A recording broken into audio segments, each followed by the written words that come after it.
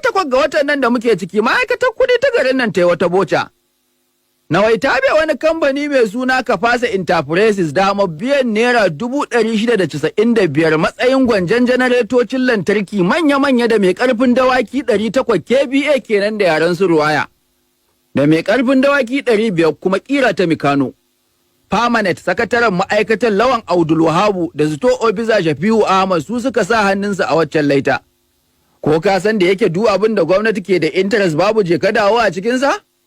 Wallahi a dai wannan rana wai har aka biya har kuma wai aka rubuta musu leta ta clearance na an yadda su je su ɗauka. Malam bukatu nawa ne gaban gwamnatin zaka ji an yi wata da watanni ana ta je ka dawo a cikinsa.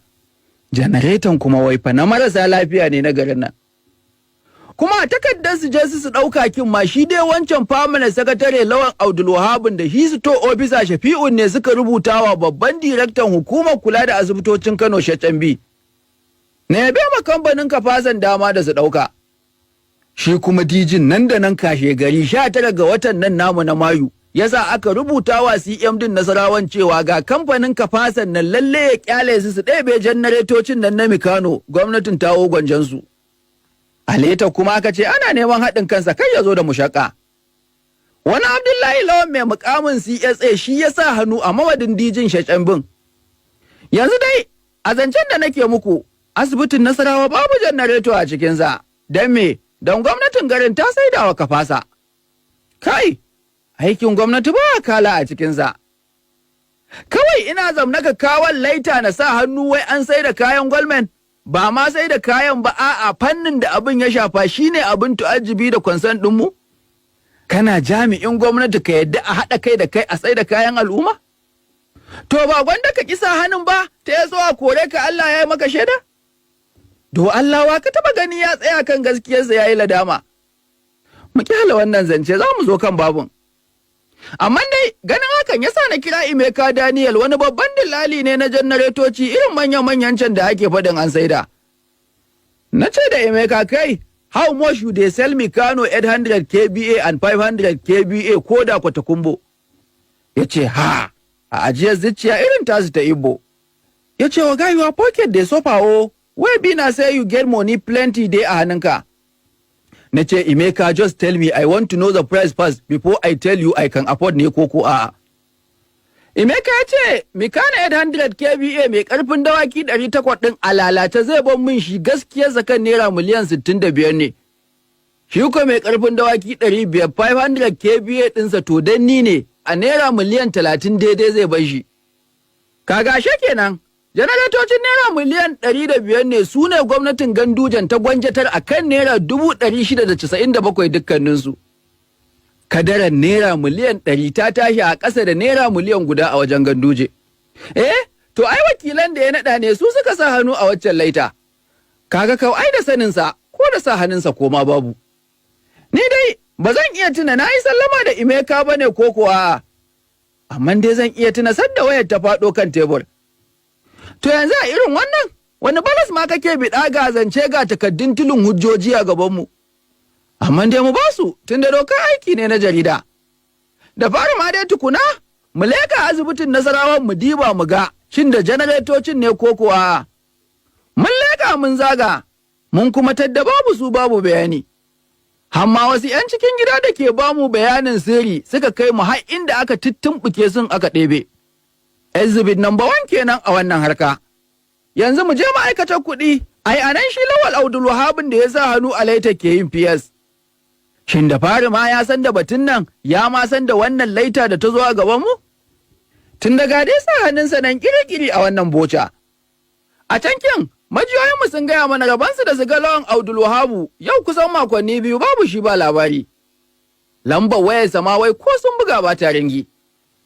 Waɗanda ya kyautu kuma su bamu bayan suka ƙi yadda su ce mana ofan. Nan kuma muka ƙyale shi da halinsa. Muka wuce Shachambi can hukumar kula da asibitocin Kano da su ma da sa hannunsu a waɗannan takardu da ke a gabanmu. Bayan an ɗan yi maganganu irin na jakin bene da sirrin aiki. Kai tsaye dai sun ƙi su yadda su gaskata ko su ƙaryata ƙaulin. Amma dai sun ce da son sabu ne don Allah a bazzancen nan. Ni ma kuma sai na ƙin musu alƙawalin zan barin ne ko zan yi shi. Amma da yana ga a yanzu sun san ansa. Irin hakan kuma na daga dalilan da 'yan kishin ƙasa da san ai daidai a sabgar mulki ke yawan mita da mamakin yadda ma wai ake irin wannan fi'ili da suke wa kallon da ɓankwalo a garin nan. Dr. Faruk Kurawa guda ne cikin 'yan kallo na ƙulalla da tsinkaya a shugabancin al'umma. Ya zo da nasa hangen kan wannan bankaura. Haddabta Kurawa ke ganin ai dama wai da kwai laifukan da ba su ma buƙatar tsayawa tuntuntuni haddi kawai ya kamata a ɗauka.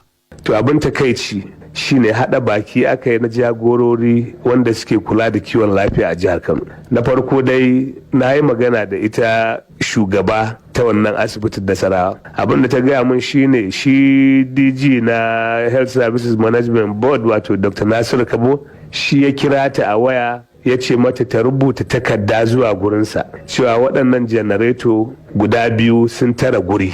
To abin da zai baka mamaki shine wani guri suka tare wannan generators kowanne da ɗakinsa a nan aka ajiye su, kuma an ajiye su ne don ba da wutar lantarki da samar da kiwon lafiya a wannan asibiti domin amfanin al'ummar jihar Kano.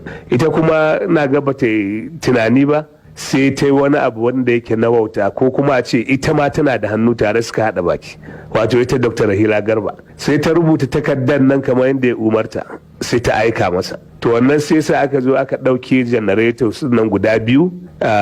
Ni abin da ya fi jan hankali na da aka ce an zo an ɗauka, in za ka ɗauki wani abu, wani kadara ko kaya ko wani abu, in dai ba sata za ka yi ba, don me za ka zo da asuba? To aka ce da ni da asuba aka zo aka ɗauke. Na tambaya ina masu gadi suke, aka ce suna nan. Na ce waye babban jami'i da yake tsaye a gurin da aka ɗauka? Aka ce HOD maintenance yana gurin, wato Samir. Na kira Samir na yi masa magana, na ce kai Samir, ya za kana tsaye za ku zo ku ɗauki kadara wanda yake na al'ummar jihar Kano ne a fita da ita? Ya ce shi ma bai sani ba. To muka zo na yi ta waya da su da shi da Dr. Rahila, sai na ga suna kame. To abin da na gaya musu shine wato wannan abu ba za mu bari ba, zalunci ne. Muna nan muna tattara bayanai wanda za mu miƙa gwamnati mai shigowa domin mu tabbatar ta ɗauki matakin da ya dace ta ɗauka. Jiya nan wai sai na ga an turo min receipt, ashe ma an sayar da su waɗannan generators kafin a ma zo a ɗauka, an riga an sayar da su tun 18 ga wannan wata aka sayar da su, amma mu an zo an ɗauka ne kawai ranar Lahadi, wanda yake wannan abin ya yi mana ciwo kwarai da gaske. Duk inda aka yi haka sai mun tabbatar da cewa an kwato al'ummar jihar Kano hakkinsu, ba ma nan asibiti ba, shauran ma'aikatu da kuma ma shauran ƙauyuka baki da.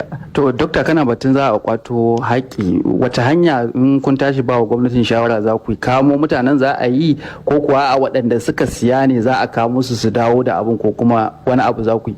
A to mu abin da mu za mu tattara bayanai da kuma guraren da wannan abu ba suka faru, sannan za mu miƙa gwamnati. To ita gwamnati kaga ita ke da iko, kuma na san za ta bi dukkan hanyoyin da za ta bi na doka domin ta kwato. Kuma da kake maganar kamuwa ko wani abu, ai barawo da wanda ya sai kayan sata duk hukuncinsu ɗaya ne, so doka za ta yi aikinta a kansu da yarda Allah.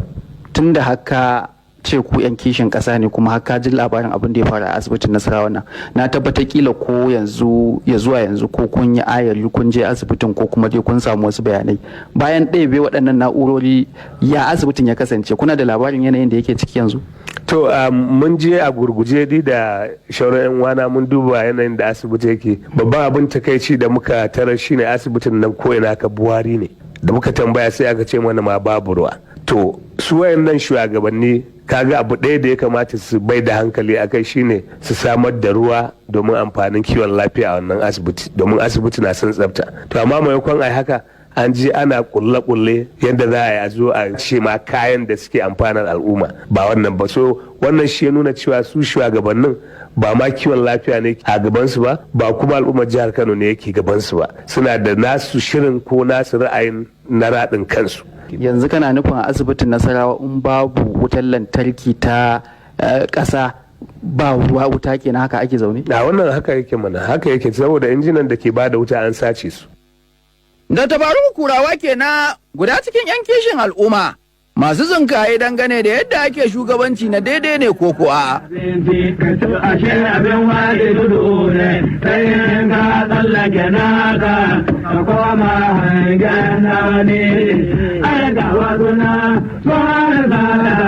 Amma yanzu ga wasu na tsohon zara to amma yanzu ga su sai na kuje wai don hakuma sana an kare bayan duhu da zana gaskiya ta dara makariya gaskiya ta dara makariya.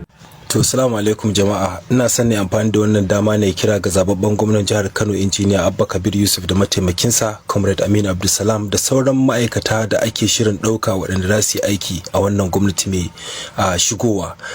Wannan ya zamanto izina ga dukkanin wanda zai shigo ya aiki ma al'umma.